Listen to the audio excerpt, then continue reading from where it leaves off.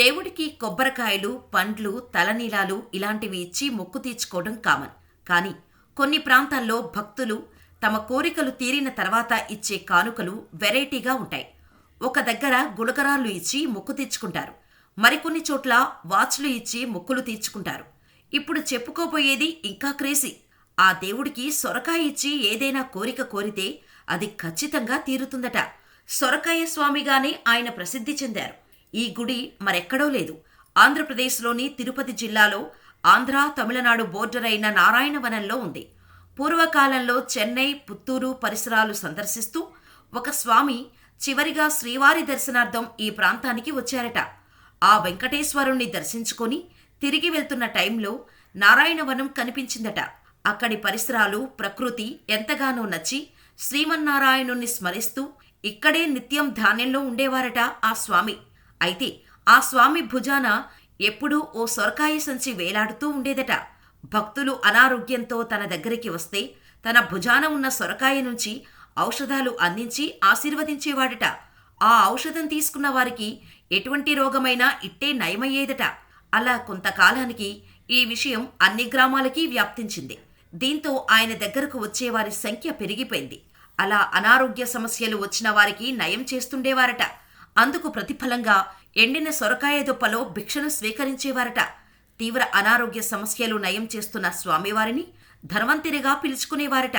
చుట్టుపక్కల గ్రామాల్లో సంచరిస్తూ సొరకాయల్లో భిక్షను స్వీకరించటంతో సొరకాయల స్వామీజీ అనే పేరు స్థిరపడిపోయింది ఆయనకు. భిక్షాటన చేస్తూ ఊరూరా తిరుగుతున్న సమయంలో అనారోగ్యంతో బాధపడేవారు ఎవరు కనిపించినా తన వెంట తెచ్చిన బూడిద, వేప, పసుపు సహా మరికొన్ని ఔషధాలు ఉపయోగించి జబ్బు నయం చేసేవారట. దీంతో ఈయనను వైద్యుడిగా చూసేవారు. మరోవైపు అప్పట్లో నారాయణవనంలో జరిగిన కొన్ని క్షుద్ర పూజల్ని ఆగేలా చేసి ప్రజలను రక్షించారట. తమిళనాడు రాష్ట్రం కోమలేశ్వరపురంలో శ్రీనివాస పిళ్ళై పుత్తూరులో కట్టించిన సత్రం లెక్కల్లో సొరకాయల స్వామివారి ప్రస్తావన ఉంది.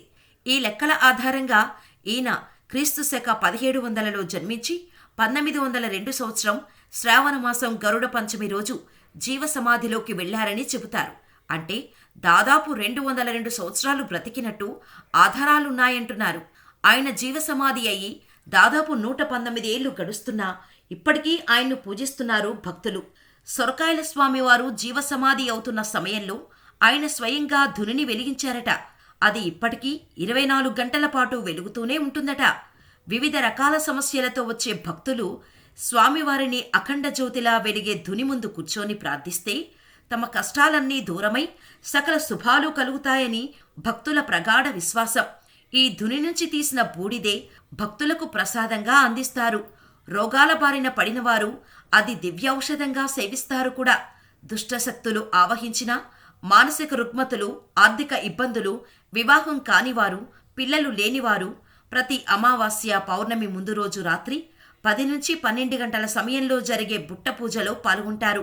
ఆలయంలో జరిగే బుట్ట పూజలో పాల్గొని ఆలయంలో ఒక రాత్రి నిద్రిస్తే సమస్యలు తొలగిపోతాయని నమ్మకం. అలా బుట్ట పూజ చేసిన వారిలో పిల్లలు లేని వారికి సంతానం, పెళ్లి కాని వారికి వివాహం జరిగినట్టు భక్తులు చెబుతుంటారు. ఈ ఆలయం ఆంధ్ర, తమిళనాడు ప్రాంతంలో ఉండటంతో ఇటు ఆంధ్ర నుంచి అటు తమిళనాడు, తెలంగాణ, కర్ణాటక, కేరళ నుంచి అధిక సంఖ్యలో భక్తులు వస్తుంటారు. కోర్కెలు నెరవేరిన వారు తిరిగి ఆలయానికి చేరుకుని స్వామివారి జీవసమాధిని దర్శనం చేసుకొని సొరకాయలు ముడుపులుగా కడుతుంటారు. ఇలా భక్తులు ముడుపుగా కట్టిన సొరకాయలు ఆలయంలో ఓ ప్రత్యేక ఆకర్షణగా కనిపిస్తాయి. సొరకాయల స్వామివారు నివసించిన సమయంలో ఉపయోగించిన సొరకాయ బుర్ర, దూది వస్త్రాలు, పాదరక్షలు, వస్త్రాలు, ఇత్తడి బింద, కట్టెల కోసం ఉపయోగించిన గొడ్డలి, కత్తి, సునకాలు కట్టేందుకు ఉపయోగించిన తాళ్లను ఇప్పటికీ భద్రపరిచారు. వీటిని భక్తులు చూడటానికి కూడా అవకాశం కల్పించారు అక్కడి ఆలయ అధికారులు. ఆ స్వామివారు బట్టలు లేకుండా కేవలం కౌపీనం మాత్రమే ధరించి ఉండటం, ఆయన పేరు సైతం ఎవరికీ తెలియకపోవటం, ఆయన ఎప్పుడూ సొరకాయ బుర్రతో కనిపించటంతోనే ఆయనను సొరకాయల స్వామిగా భక్తులు నేటికీ గుర్తు చేసుకుంటున్నారు.